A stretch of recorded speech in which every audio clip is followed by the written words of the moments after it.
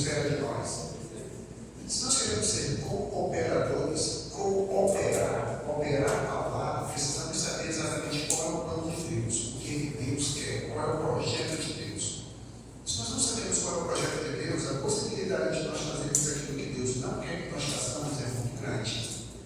E é muito tentador para nós, os seres humanos, falíveis, nos deixamos levar pela técnica, pela materialidade, pelo materialismo, pelos resultados, pelo produto. E o produto não é tudo.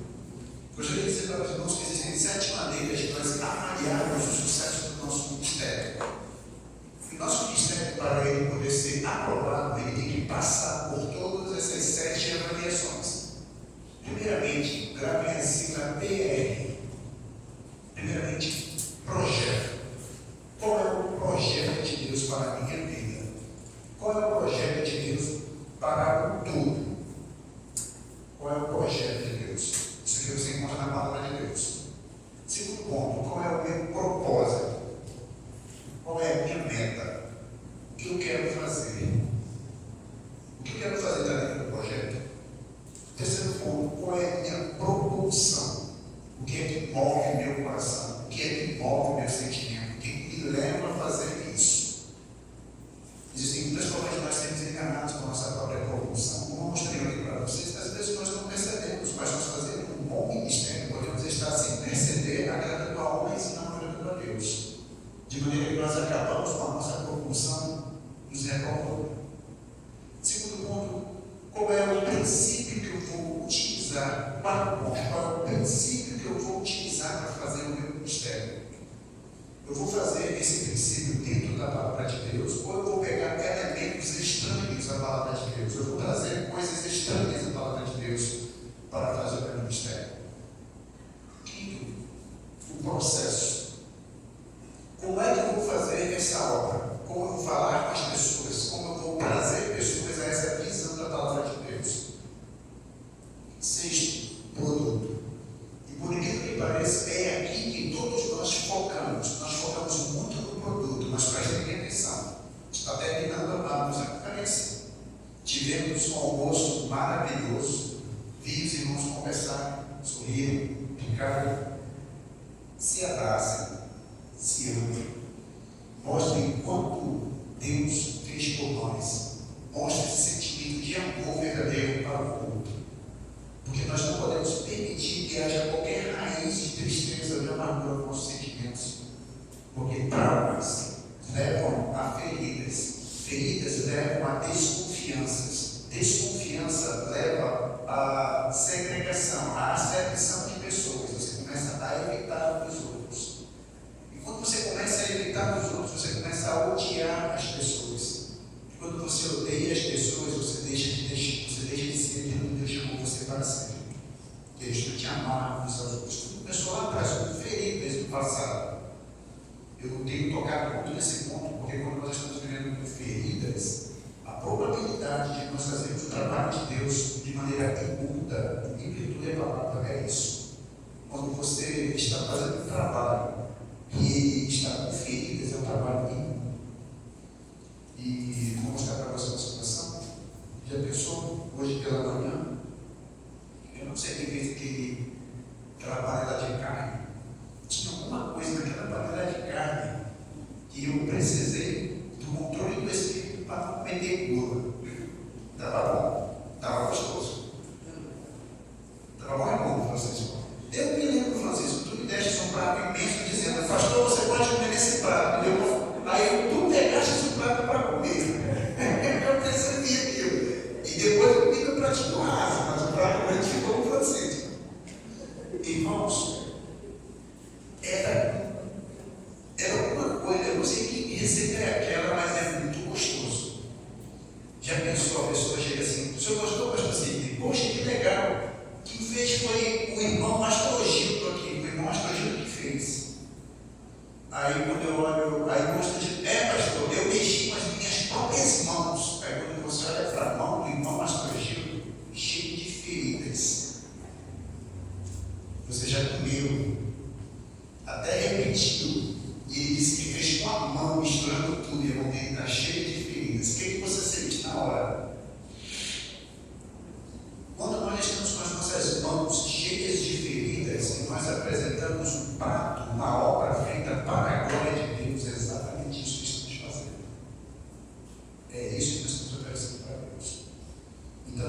feridas em nosso coração, se há mágoas, se há alguma forma de desconfiança, isso torna o nosso trabalho ímpio. E esse é o motivo do qual eu estou dando uma parada, uma análise com muito cuidado, com muita cautela, para que eu possa ver com muito cuidado se o meu trabalho está sendo impuro ou não na presença de Deus. Isso é sério. Não posso enfrentar na presença de Deus uma coisa imunda, ainda que com boas intenções. Faça como o sacerdote disse: afaste-se do trabalho, cure suas feridas, coloque o antibiótico, a gente na mão, a gente viu direitinho, sarou, verificou, está curado, está saudável, ok. E nós não vamos fazer cara de nojo, não. Tem comida que você consegue fazer melhor pegando com a mão mesmo, como massa, por exemplo. Massa você tem que mexer com a mão mesmo.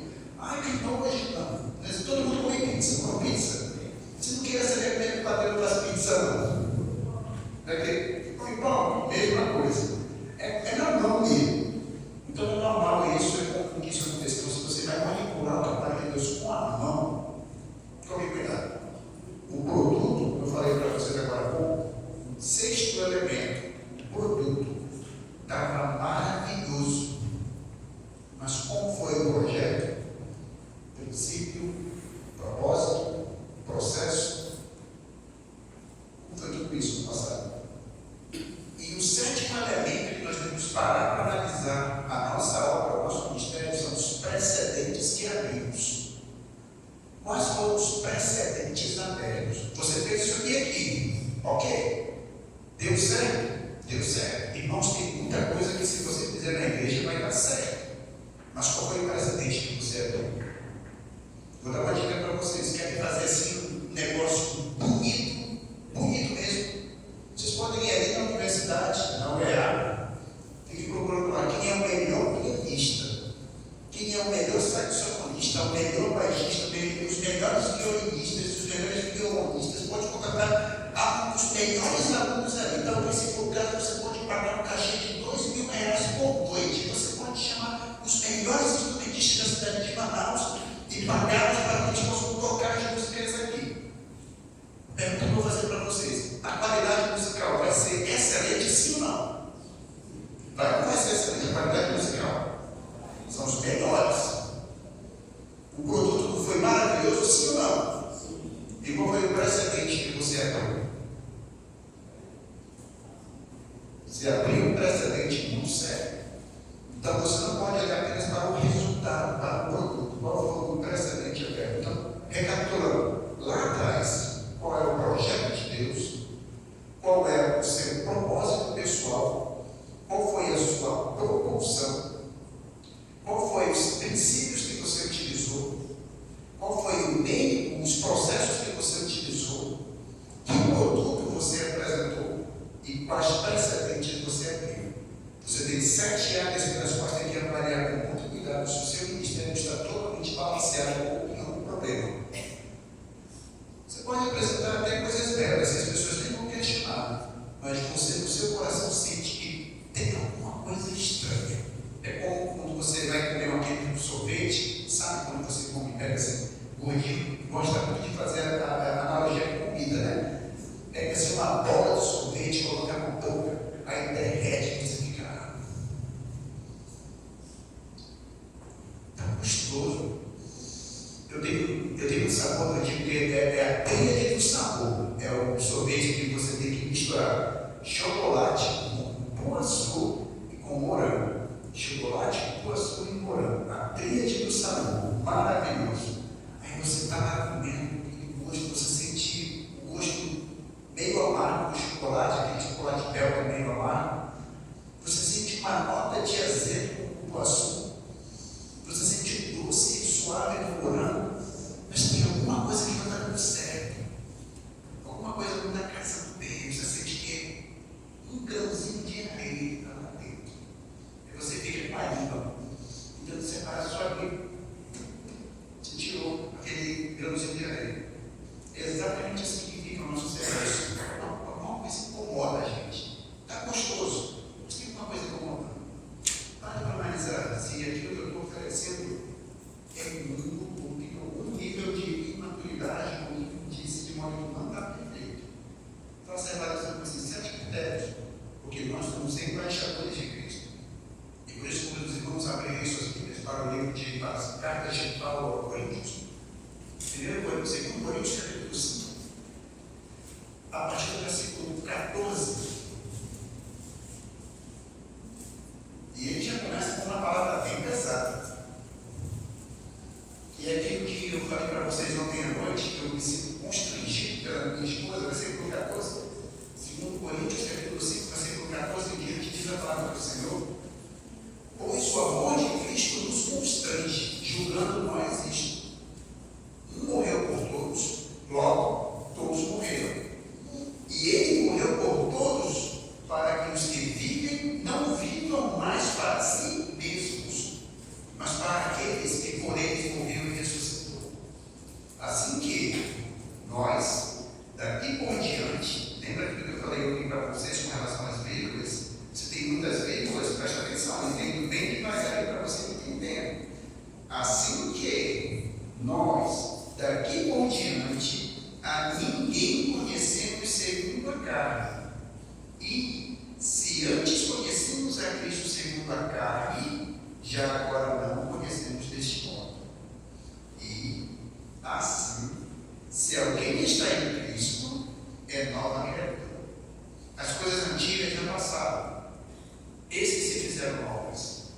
Ora, tudo provém de Deus, que nos reconciliou consigo mesmo por meio de Cristo e nos deu o ministério da reconciliação. A saber, que Deus estava em Cristo reconciliando consigo o mundo, não imputando aos homens as suas transgressões, e nos confiou a palavra da reconciliação. De sorte que somos embaixadores em nome de Cristo, como se Deus exortasse por nosso intermédio. Em nome de Cristo, pois, rogamos que vos reconcilieis com Deus. Aquele que não conheceu o pecado, ele o fez pecado por nós, para que nele fôssemos feitos justiça de Deus. Para quê? Eu te agradeço, meu Deus, pela oportunidade que nos concedeste de sermos feitos filhos de Deus, de sermos teus embaixadores, teus arautos, teus representantes. Senhor, te pedimos perdão porque nós não temos consciência muitas vezes de como isso é sério, como isso é importante, como isso leva o nosso coração a uma autoanálise. E nós não percebemos, Pai amado, que nós estamos muitas vezes bem distantes do propósito que tu queres que nós sejamos como embaixadores do teu.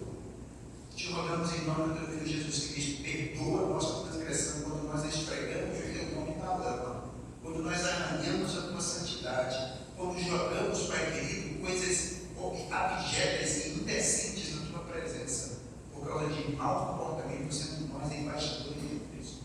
Devendo nós andarmos segundo a tua graça de maneira graciosa, com elegância, com beleza, com alegria, com serviço, com gratidão, com equilíbrio, com suavidade, com moderação, com amor e com benignidade, com longanimidade, com paciência. Te peço para querer perdão por tudo isso. E agora, neste momento que nós possamos nos lembrar que somos embaixadores de Cristo, em nome de Deus, que possamos dessa maneira, Pai amado, seguir segundo a tua vontade, em nome santo do amado Jesus Cristo. Amém, Senhor. Amém. Nós estamos numa frase que diz: uma vez salvos, salvos para sempre. Se fomos salvos pela graça, nós devemos viver com graça. Não é simplesmente, eu fui salvo pela graça, salvo pelo favor merecido. Não. Agora que você foi salvo pela graça, você deve agir e andar com graça. E muitas vezes nós percebemos que as pessoas não entendem o significado da palavra graça. Graça, as pessoas costumam usar apenas no jargão teológico, dizer que graça é um favor. Graça é mais que isso. Como eu falei na oração, eu falei ontem à noite para vocês, graça é alegria. Afinal de contas, quando você vê alguém agindo de alguma coisa, você diz: essa pessoa achou. Está vendo? A palavra graça aí. Graça também é serviço. Quando você chega na taberna e diz: olha, eu quero 10 pães, e a pessoa te dá 10 pães e depois te dá um chocolate. E você diz: não, mas eu não paguei por esse chocolate, eu não quero chocolate. Aí o vendedor diz para você: não, esse chocolate é de serviço. Ele te deu um serviço de graça.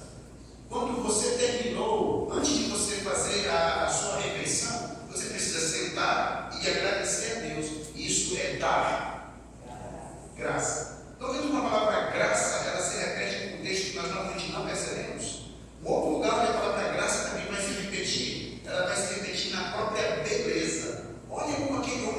gracioso, ele anda com roupas elegantes, ele não é ali, ó, quem camarada ali, ele fala, não, aquele rapaz ali, tá você a forma como ele aponta, a forma como ele fala, a forma como ele conjuga os verbos, a forma como ele vai procurar conversar com as pessoas, entender, fazer a paz, e até mesmo aproximar inimigos em uma pessoa graciosa nos seus procedimentos. Até mesmo isso é mais facilmente compreensível e percebido nas moças. Quando você vê uma moça com uma roupa elegante e ao mesmo tempo bem vestida, decente, que mostra até mesmo uma posição de alguém assim de outro lugar. Você diz que aquela pessoa ela anda com graça. Eu acho isso interessante. Quando eu era criança, tinha umas moças que moravam próximo da minha casa. Eu acho que eu tinha uns 7 anos mais ou menos, que aquelas moças tinham entre 19 e 20 anos, e elas eram missionários, e elas usavam os vestidos longos, e elas usavam os cabelos compridos, até mais ou menos aqui, abaixo, um pouco mais aqui, nessa posição aqui, nessa posição, o cabelo delas. Todos os penteados lisinhos. Eu trabalhava na feira carregando as coisas, e eu matava os homens falavam imoralidades, falavam coisas assim obscenas. Mas quando aquelas moças chegavam, aqueles homens se calavam, atendiam ela, a moça saía. Quando a moça já tinha dobrado a esquina, aí o camarada dizia, nossa, cabelo enrolado nos seus cabelos. Ele falou isso depois que ele ainda dobrou a esquina lá longe, porque na presença dela ele não tem coragem. Por que ele não tem coragem? A postura, a roupa, a fala, a maneira de tratar, a maneira de se portar, de se vestir, a mulher impõe uma demonstração de graça e de presença. Isso é ser embaixador de Cristo. Mas isso não é fácil, isso não é barato, porque nós queremos andar sempre no nosso próprio coração. E vamos voltar aqui para o versículo número 14. Pois o amor de Cristo nos constrange. Hoje, pela parte da manhã, teve uma pergunta que eu achei bem pontual. E se uma pessoa não quiser andar de acordo com aquilo, o amor de Cristo nos constrange. Constrange. Você deve se sentir constrangido a andar conforme aquilo que está sendo estabelecido pelos irmãos. Não é pecado você obedecer. As pessoas não estão pedindo para você fazer qualquer coisa contrária à palavra de Deus. Então, por que você não se constrange a fazer isso? Não, mas eu não quero. Só que nós somos servos. Não existe eu. Existe a coletividade, existem os irmãos. Existem aqueles que têm um pensamento de acordo com essa direção. Mas eu não aceito. Olha, se você não aceita, você tem que testar com muito cuidado como é que está o seu nível de intimidade e submissão à palavra de Deus. Eu sei que nessa hora é muito fácil você dizer, e nós até mesmo nós dizemos, e nas minhas décadas de cristianismo, já ouvi pessoas dizerem assim, olha, você não aceita isso? Então, saia da igreja e procure uma igreja que se comporte como você quer. Vocês já ouviram isso, sim ou não? Eu não costumo dizer isso, não. Eu não costumo dizer isso. Porque eu estou dando para a pessoa a oportunidade de sair da igreja sem tratar o seu pecado. Eu sou servo, irmãos. Eu não tenho direito de dizer aonde eu quero servir. Eu não tenho direito de escolher a igreja onde eu quero servir. Eu não tenho direito de escolher as pessoas que eu estarei edificando ou pastoreando. Eu não tenho direito a nada. Eu sou servo de Deus. Eu estou ali para servir. Então, quem disse que eu tenho liberdade para escolher a igreja onde eu quero ser edificado? Eu tenho essa liberdade? Eu até digo que o crente só sai da igreja morto. O crente só sai da igreja morto. Ou ele morreu naquela igreja porque acabou o ministério dele, cessou, e agora Deus está levando ele para uma outra igreja para começar um novo ministério. Entenderam o sentido de morte? Ou ele realmente esticou a canela e botou o paletó de madeira e foi para o cemitério. Mas o crente que vai saindo de uma igreja para outra igreja, cuidado. Você está revelando um coração inconstante, um coração que não quer ser tratado com aquilo que está confrontando a tua alma. É necessário você parar e analisar. Você está se sentindo constrangido para mudar o seu procedimento, para mudar a sua maneira de falar, de viver, de pensar. Você é o embaixador de Cristo. Você não tem o direito de dizer eu quero. Você não tem direito, eu não tenho direito. Talvez as pessoas possam pensar, mas a mulher é submissa ao marido. Então a mulher não tem direito perante o marido e o marido também não tem direito perante a mulher. nós é a minha esposa. Lembra o que está escrito lá em Efésios? Que vós, maridos, deveis amar a vossa esposa como Cristo amou a igreja, a ponto de dar sua própria vida por ela. Lembra disso? Às vezes nós ficamos nesse versículo, mas não é só por isso, não. Continue o versículo posterior que vai dizer: para a santificar pela purificação através da água. Ou seja, Cristo deu a sua vida pela igreja, ele morreu pela igreja para santificar e buscar a melhor edificação espiritual para a sua igreja. Então, nós, maridos, devemos amar nossa esposa, não é só levando flor, isso é muito raso. Não é só dizendo eu te amo todos os dias, isso é muito raso. Irmãos, não se contentem apenas com isso, isso não é suficiente. Nós, maridos, devemos trabalhar o lado espiritual de nossa esposa de maneira que nós maridos, temos que confrontar a nossa esposa espiritualmente pelos seus pecados. Porque foi assim que Cristo amou a igreja. Agora não foi assim, não é assim que está escrito. Vamos até lá para Efésios 5:4 também. Efésios capítulo 5. Nós muitas vezes não percebemos como isso aqui é profundo. Nós buscamos olhar apenas o básico. A partir do versículo 25 vai dizer, Efésios 5:25, maridos, amai vossa mulher como também Cristo amou a igreja e assim mesmo se entregou por ela. Agora o versículo 26, ele se entregou por ela, não foi para dar uma flor para a igreja, não foi para dizer eu te amo, não foi para dizer para dar chocolate todos os dias, ou lembrar no dia do casamento, ou lembrar qual é o tamanho do sapato da esposa, o tamanho do vestido da esposa. Isso é errado, isso não é, isso é muito básico, isso é material. Irmão, um chocolate que você dá para a sua esposa, o que vai sobrar desse chocolate daqui a 3 anos? Me diga. Vai ter alguma coisa de chocolate? Se foi. Uma vez eu ganhei um bombom de alguém, eu guardei um bombom porque eu achei que o bombom foi legal. Ninguém comeu aquele bombom. Nunca tinha visto aquele bombom. Guardei um bombom porque eu queria ver, sempre olhar ele não era um bombom daqui do Brasil, era um bombom estrangeiro, não vou guardar. Aí eu pensei assim, rapaz, eu vou comer esse bombom, estou fazendo teu bobagem, o bombom está gostoso, eu quero comer. Quando eu fui comer o bombom, sabe o que tinha dentro do bombom? Nada. As formigas comeram. Nunca soube qual é o gosto do bombom. Daí você vê como chocolates, flores, eu te amo, é raso, não é suficiente. Agora, uma vez que eu sou confrontado com os meus pecados, uma vez que eu sou estimulado ao amor e às boas obras, as lições que eu aprendi dos meus pastores, pastor Jaime Fernandes da Costa, lá na igreja Tessalônica, pastor Ivan Carlos Urbino na Tessalônica, pastor Otovaldo Cativo na Tessalônica também, pastor Montenegro, o pastor Antônio da Costa Montenegro, lá na Nova Jerusalém, Giovanni Andrade Miranda, lá na igreja da Glória, Wellington Catacho, na igreja da Graça, João Costa, na igreja da Canaã. Se você ver, eu estou falando várias igrejas.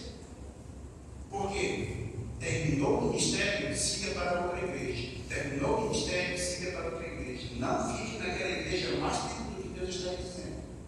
Mas também não saia antes de ter resolvido todas as suas questões de edificação.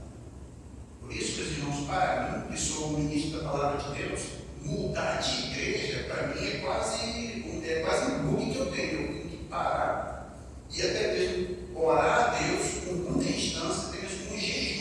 Senhor, é para eu mudar de igreja, eu seria uma bênção ali, ou eu estou fugindo das minhas responsabilidades aqui. Isso é sério, mudar de igreja é sério. Então eu aprendi com todos esses homens e até hoje eu carrego. Eles nunca me deram bombons, eles nunca me deram chocolate, nunca disseram para mim que me amavam, mas as coisas que eles me falaram até hoje formaram, me ajudaram a construir o homem que eu sou hoje. E a eles eu sou muito grato. E é exatamente por isso que nós, irmãos, precisamos olhar para além, muito além do simples eu te amo, mas trabalhar dentro do coração. Versículo 26. Para que a santificasse, tendo-a purificada por meio da lavagem de água pela palavra. É o marido trabalhar o pecado da mulher. Irmãos, isso aqui é muito difícil, porque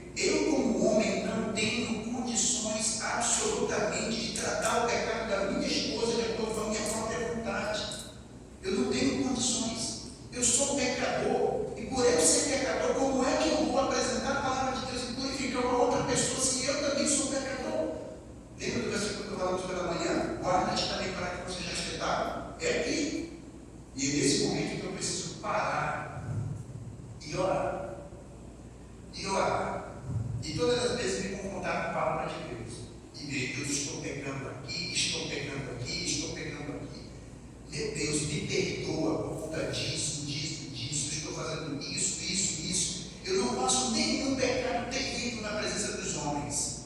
Mas na tua presença, o meu coração está assim. Eu sou um imundo. Me perdoe, Senhor. Enquanto eu não assumir que eu sou um imundo, eu não tenho autoridade para fazer isso aqui com a minha esposa. Isso eu não tenho autoridade para fazer isso aqui com a minha esposa vai sofrer. A minha esposa vai ficar aflita e exausta como ovelha que não tem pastor nenhum. É necessário ela ter pastor. E é necessário que eu faça isso. Versículo número 27. Para apresentar a si mesmo igreja gloriosa, sem mácula, nem ruga, nem coisa semelhante, porém santa e sem defeito. É nessa hora que o marido está passando um rímel dele na face da mulher. Passando o rímel dele, e uma daqueles, eu ouvi dizer que tinha um produto chamado Time, que você passa no rosto das mulheres e vão passar nos 20. Se você passar 20 anos esse produto no rosto das mulheres, ela corrige o venecinho. Não sei se é verdadeiro, se é sim, se não, mas eu costumo dizer que é como se Cristo estivesse mostrando mesmo a palavra de Deus, um cosmético poderoso que vai tirando as rugas da esposa, vai tirando as rugas do marido, de maneira que vai trocando as roupas desse homem, para que esse homem ande como um embaixador de Cristo, como roupas santas. De modo que quando aquele homem chega, as pessoas até mesmo se calmam. Por quê? Eles fazem as coisas certas, ele tem uma vida santa, ele tem uma vida segundo a palavra de Deus, para que a santificasse, tendo-a purificado pela lavagem de água, para apresentar a si mesmo igreja gloriosa, sem mácula, nem ruga, nem coisa semelhante, porém santa e sem defeito. Agora, assim também os maridos devem amar sua mulher como ao próprio corpo. Quem ama a esposa, a si mesmo se ama. Porque ninguém jamais odiou a própria carne, antes a alimenta, ela cuida, como também Cristo faz com a igreja.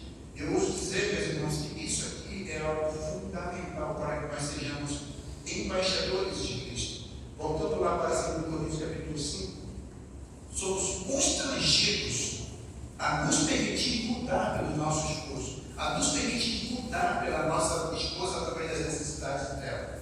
Nós, homens, somos líderes. Nós, homens, prestaremos contas pelo nosso lado. Nós, homens, precisaremos estar na presença de Deus, dizendo: Senhor, eu entreguei o meu trabalho. E eu vou ser sincero a você, irmãos, eu tenho medo da minha prestação de contas aí muitas vezes. Pela manhã eu falei com relação à criação de filhos. E eu vou confessar uma coisa a vocês: todos os dias eu erro na minha criação de filhos. Todos os dias eu erro na minha criação de filhos. Eu não erro na minha criação de filhos com pecados escandalosos, mas eu tento errar na minha criação de filhos com coisas pequenas. E todos os dias eu peço perdão a Deus pela forma como eu trato a minha filha, na forma como eu trato a minha esposa. Ainda não é perfeito. Eu não tenho condições de dizer: eu fiz a minha parte. Eu sinceramente vou dizer a vocês: eu seria um homem muito melhor se eu fosse perfeito, mas eu não sou perfeito. De maneira que eu ouso dizer a vocês, eu estou falando com o coração bem aberto a vocês. Eu sempre me pergunto: Senhor, onde é que eu estou errando? Onde é que eu estou pecando? Lembre-se do que diz a palavra do Senhor lá em Salmo 19. Vamos rapidamente lá para Salmo 19.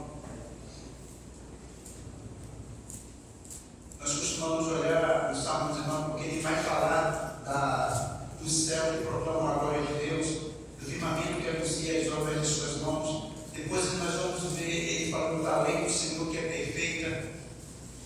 Preste atenção que a palavra de Deus vai dizer, versículo número 11. Depois ele falar sobre a palavra de Deus, sobre a ordem cósmica. No versículo 11 ele vai começar a dizer sobre o relacionamento da palavra de Deus com o meu coração. Além disso, por ele se admoesta ao teu servo, ele nos guardará a grande recompensa. Versículo 12, por favor, meu irmão, preste atenção no versículo 12. Quem há que possa discernir as próprias faltas? Quem pode dizer com precisão onde foi que eu errei? Absolve dessa missão. Por quê? Versículo 13 continua: também da soberba guarda o teu servo, que ela não me domine. Então serei irrepreensível e ficarei livre de grande transgressão.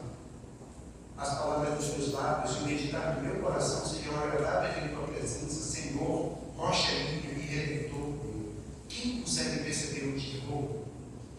nós estamos carregando o nome de Deus, nós estamos andando com o nome de Deus, como se nós fôssemos seus embaixadores, e somos seus embaixadores. Então é necessário que nós andemos de maneira graciosa, mostremos para as pessoas o que é o brilho do Evangelho, a transformação do Evangelho. E eu, sinceramente, eu não sei se você já tem um relacionamento com o Senhor Jesus Cristo, não sei se você já entregou a sua vida a Deus, mas Ele morreu por cada um de nós, que acabamos de ver lá no versículo 14, voltando para 2 Coríntios capítulo 5.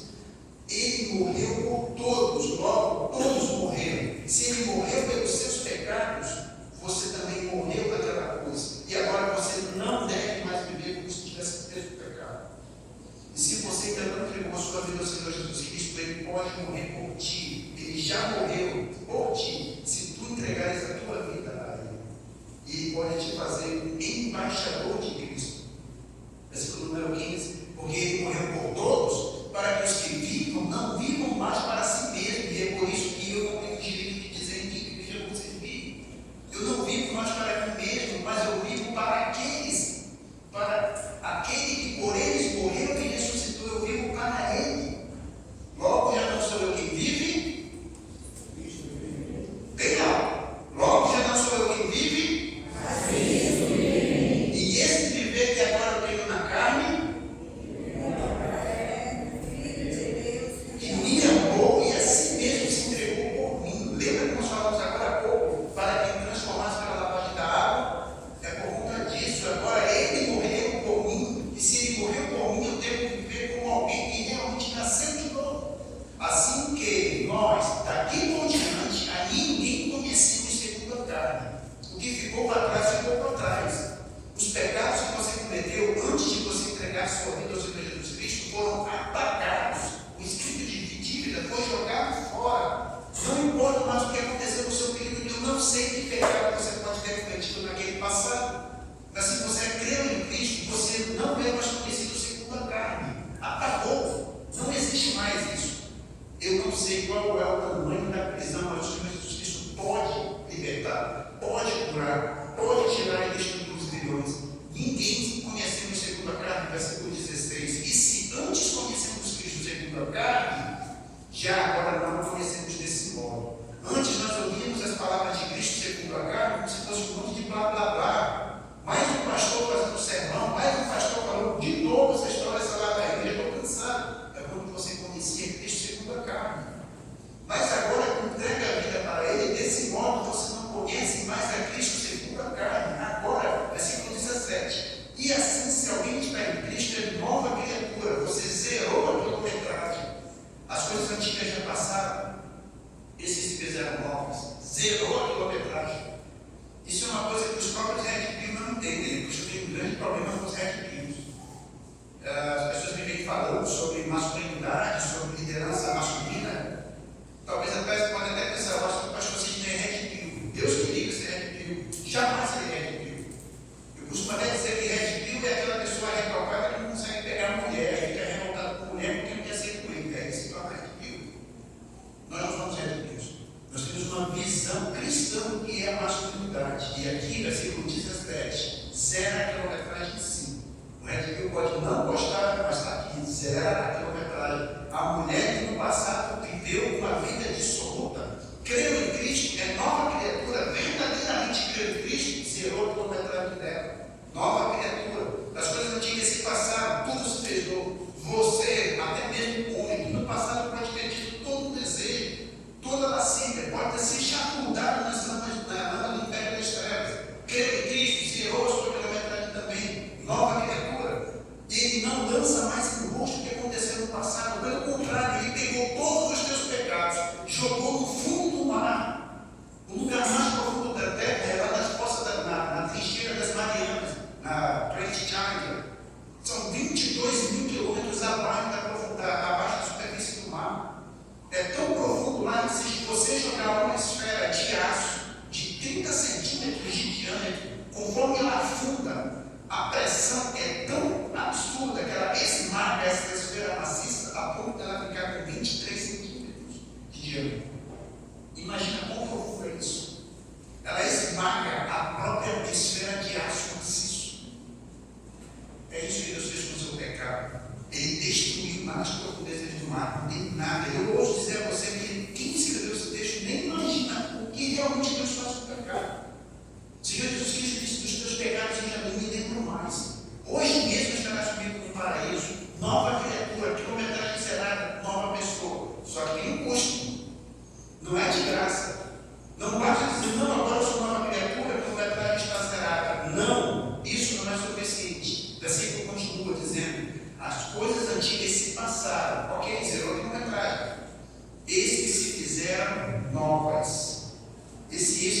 eram novas, não significa que as coisas antigas se transformaram em coisas novas. Não, ele pegou as coisas antigas, jogou fora e trouxe coisas novas para substituir. É outra questão, é como se eu pegasse essa cadeira de madeira aqui, essa cadeira de madeira, ela é muito boa, cumpriu o seu propósito, pega a cadeira de madeira, joga fora, queima. Por quê? Deus traz para cá agora uma cadeira de bronze, de madeira de acácia, por assim dizer, toda folheada em ouro. É outra cadeira.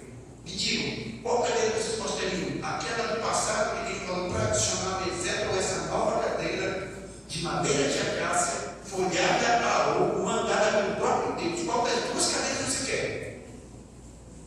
Essa ou aquela? Me digam. A nova cadeira. Quero nem saber o que aconteceu no passado, quem foi que fez. Não, o próprio Deus mandou uma cadeira muito melhor, muito mais bela, muito mais modificada, linda. É isso que Deus quer para nós. Nova criatura. As coisas antigas se passaram, se fizeram novas coisas, novo céu, nova terra. Tudo será dissolvido, diz o apóstolo Pedro, e recriadas todas as coisas. Tudo vai passar.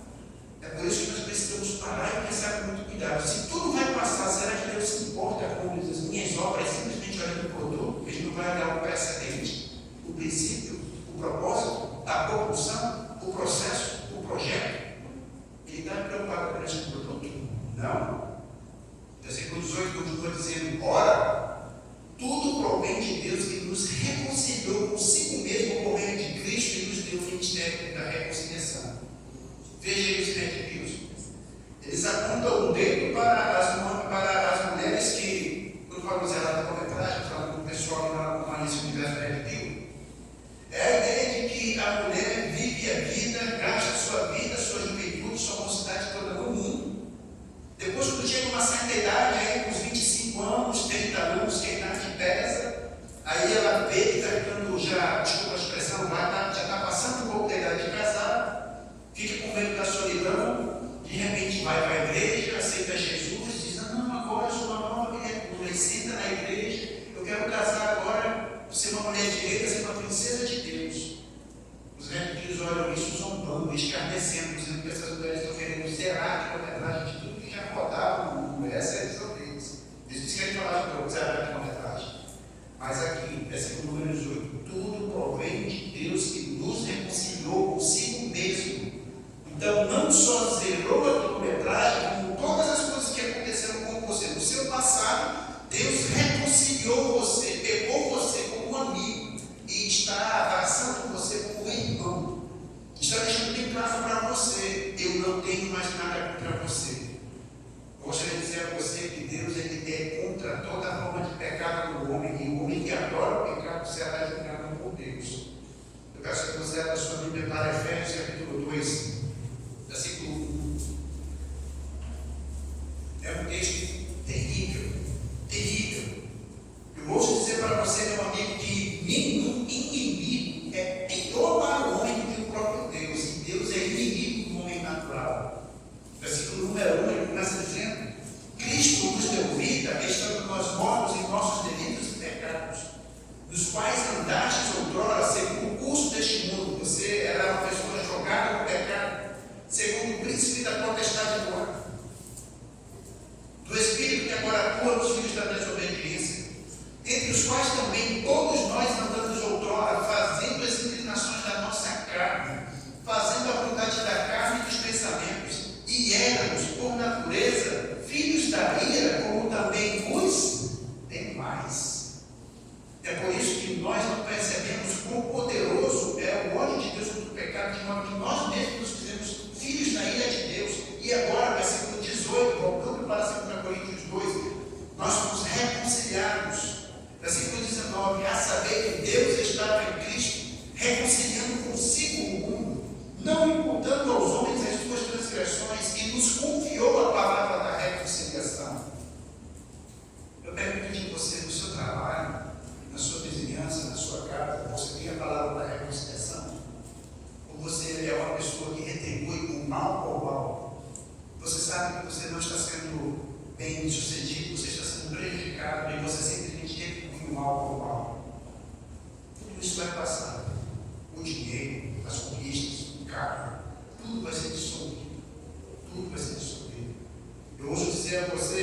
você, por exemplo, vive no universo gamer, vamos supor que você está agora com um servidor de jogo novo, você está lá no joguinho novo, no seu servidor, está conseguindo ser o top 100, você se dedica ao seu jogo, consegue as melhores armas, as melhores pontuações, está ali no teclado, no mouse, solta o bot, manda jogo, solta o gel, pega, faz headshot, e vai conseguindo todos os negócios, vai conseguindo dinheiro, vai subindo de nível, virou top 10, continua top 3, olha, eu vou conseguir só 3 meses depois, top 1.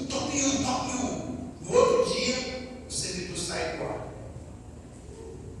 O que ficou?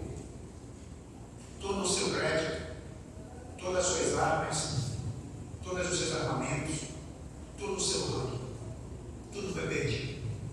Você se tornou top 1 e tudo foi dissolvido no outro dia. Exatamente isso que vai acontecer no altar da vida. Nós vamos conseguir todas as posições, nós vamos conseguir todo o sucesso, de uma hora para outra, tudo vai ser resetado. E o que ficou? Foi exatamente isso que Cristo disse para aquele homem, quando ele disse: louco, essa noite pediram conta de tua alma. E o que Cristo é preparado para quem sabe? O servidor vai ser resetado. Nenhuma conta vai ficar aberta. Nenhuma conta vai escorrer. Você pode tirar print? Pode tirar print. Mas nunca mais você vai ver. Nunca mais. Por isso, a palavra da reconciliação é tão poderosa, versículo 20, de sorte que somos embaixadores em nome de Cristo, como se Deus exortasse por nosso intermédio. Veja bem, como se Deus exortasse por nosso intermédio. Você já imaginou o que é isso? Quando você estiver sentado no seu trabalho, fazendo o seu trabalho, as suas operações, é como se o próprio Deus estivesse ali. Você tem que se comportar no trabalho como se você fosse o próprio Deus. Escute, eu não estou dizendo que você vai ser arrogante e dizer: eu quero ser adorado. Não. Você vai se comportar no seu trabalho lutando para desenvolver no seu coração. Deus é amor, sim ou não? Você vai ter que amar como Deus amou. Deus é paciente, sim ou não? Você vai ter que ser paciente como Deus é. Me diga, você é ou não é filho de Deus? É filho de Deus, sim ou não? Agora eu vou explicar uma pergunta para você. Você é louro? Sua esposa é loura? Você é branco? Sua esposa é branca. Você e sua esposa têm um filho. Nasce o bebê. O bebê nasce. Quando o bebê nasce, ele nasce bem moreninho. Do lado tem um vizinho que ele é moreno. Então, quer saber do risco de vocês? Me diga, essa criança, você não vai suspeitar que ele é bastardo, sim ou não? Não vai suspeitar que ele é bastardo, sim ou não? Irmãos, nós nos comportamos como bastardos quando nós dizemos que somos filhos de Deus e nós não parecemos com o nosso pai. Eu não pareço com o meu pai. Deus é amor, mas eu odeio. Deus é paciente, mas eu sou irado. Deus ele aguarda, mas eu me vingo. Deus semeia justiça, mas eu quero fazer a minha própria vontade. Deus ele é paciente e eu sou iracundo. Respondo mal por mal. Mas eu sou filho de Deus. Eu não sou bastardo, sim ou não? Eu estou sendo bastardo. É por isso que eu disse para você que quando você sentar no seu trabalho, quando você sentar na sua faculdade, quando você sentar na sua escola, quando você chegar na sua casa, as pessoas devem olhar para você como se estivesse olhando para o próprio Deus. Não é na glória, na beleza, é no trato, nas atenções. E muitas vezes a mera roupa já mostra quem você é, que tipo de pessoa você é. Nós não devemos viver de aparências, mas nós devemos cultivar a aparência. Percebeu a diferença? Não é viver de aparência, mas é cultivar a aparência. Porque, lembra de manhã que eu falei? A 1 quilômetro de distância, a pessoa tem que olhar e dizer: é isso. Lembra disso que eu falei? É a mesma coisa. Você está no ônibus, passou, eu olho lá na frente. Como é que ele é crente? Olha só, o jeito que ele está andando. Talvez você já tenha percebido que eu normalmente leio a Bíblia no meu tablet, não é? Eu quase nunca uso a Bíblia, mas eu uso a Bíblia, eu carrego a Bíblia. Eu tenho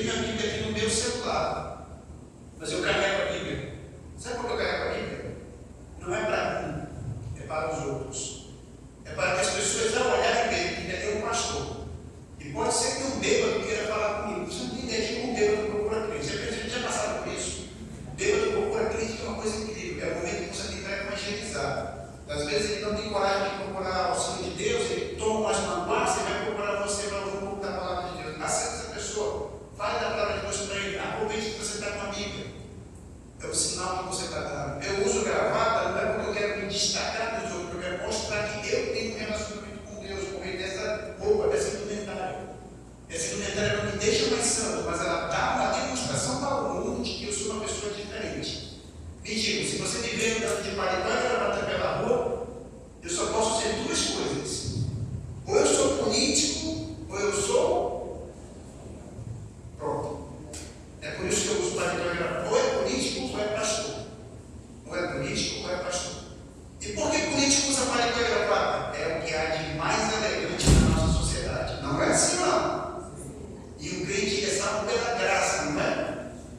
Ele não deve viver com graça, sim ou não?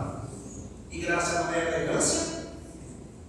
Perceberam as coisas são ligadas? Eu não faço essas coisas por mim.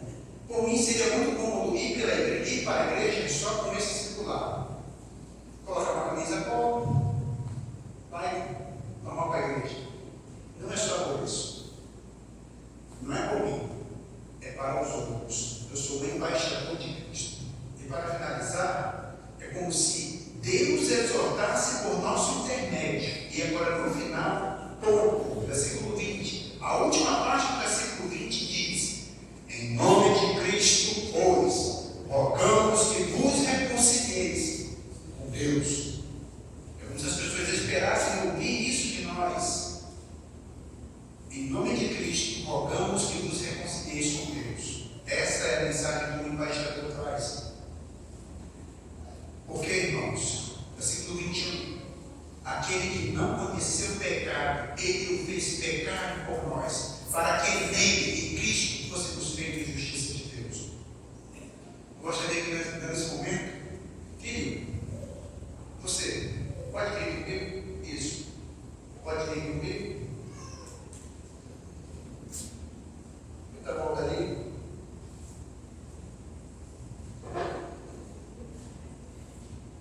Imagine o Senhor Jesus Cristo. Preste bem atenção. As pessoas colocam a mão de Cristo na cruz, colocam um prego e dão uma marretada. Pá! Está presa no meio aqui em cima. E agora? Pega a outra mão, coloca outro prego, dá uma marretada. Pá! Os dois pés se juntam, uma marretada. Pá! Não pode. Pega a coroa de espinho na cabeça dele. O sangue vai vertendo. O sangue vai misturando com o seu suor. Imagina ele preso naquela cruz, o sangue caindo no olho dele, não podia nem piscar direito. Porque como ele piscava, o sangue entrava no seu globo ocular e ia maculando os seus olhos. Para respirar, ele tinha que suspender o peito dele e descer. Quando Cristo estava passando por tudo isso, é como se o próprio Deus estivesse pegando o seu filho e matando o seu filho. Deus, irado com o pecado do homem, tomou o seu punhal e matou o seu filho. Matou o seu filho. Ele terminou de matar o seu filho ressuscita. Porque ele era inocente, ele não tinha nenhum pecado. E por ele ressuscitar agora em glória, ele se apresenta e diz: Senhor, eu fiz o sacrifício completo. Ele chama o seu filho Jesus Cristo, coloca uma cadeira para ele e senta-se. Está com sede, filho? Não? Quer que eu coloque água? Ele dá, coloca água. Pode beber, não tem beber, não. Não botei soro em nada. Pronto. Aqui está, nova criatura, pronto para mostrar para as pessoas a nova vida em Cristo Jesus. Você viu tudo aquilo que ele passou, tudo aquilo que ele sofreu? Você realmente acha que Deus vai permitir que uma pessoa entre ao reino dos céus que não passe pelo sacrifício dele? Talvez você possa dizer: mas eu fui uma boa pessoa, eu obedeci meus pais, fui uma pessoa maravilhosa, não tive problema com ninguém, mas eu matei o meu filho e eu ressuscitei o meu filho sofreu. Abre as mãos, mostra as mãos, o furo que está nas mãos dele está aqui. Os furos estão aqui na mão dele. E aqueles que o crucificaram verão as marcas do Senhor Jesus Cristo, os furos em suas mãos. Você realmente acredita que ele vai dizer, tudo bem que você pode entrar, não precisa passar pelo sacrifício do Filho Jesus? Não. Não é possível ser salvo se não crer no sangue do Senhor Jesus Cristo. Versículo 21. Aquele que não conheceu o pecado, ele o fez pecado por nós, para que nele fôssemos feitos justiça de Deus. Vamos orar. Pai querido, ajuda-nos, Senhor, a olhar para as nossas vidas e reconhecer os nossos pecados. Somos embaixadores do Teu nome e nós precisamos ter a nossa vida transformada, meu Deus, para que desta maneira nosso viver possa refletir a Tua glória. Meu Deus, como nós pecamos, nos esquecendo que somos Teus embaixadores. Nós entramos na nossa faculdade, entramos no nosso colégio, entramos no nosso trabalho, vamos ao mercado, vamos à padaria, pagamos o ônibus. Quantas vezes nós não brigamos com o cobrador por causa de miseráveis 5 centavos, 10 centavos, 50 centavos? Quantas vezes não damos mau testemunho simplesmente porque nos esquecemos que nossa glória é parecer contigo? Meu Deus, ajuda-nos a servir-te, meu Pai. Ajuda-nos, meu Deus amado, a viver segundo a Tua glória. Eu te agradeço, Pai querido, por toda a Tua bondade. Tenha misericórdia de mim, quando todas as vezes eu me esqueci da Tua bondade sobre a minha vida. Pai, que nós possamos nos lembrar que somos Teus embaixadores. Reveste-nos de força e quebra nosso coração orgulhoso que não quer ter o pecado modificado, não quer ter o pecado jogado fora, não quer ser lavado, não quer ser transformado, não quer limpar os olhos das rugas e máculas. Perdoa-nos, Pai querido, por nossos pecados, por misericórdia, pela Tua graça. E ajuda-nos, meu Deus, a ver os nossos pecados, para que nós possamos evitá-los de maneira que nós parecemos com o Filho de Jesus. Pai, eu te agradeço.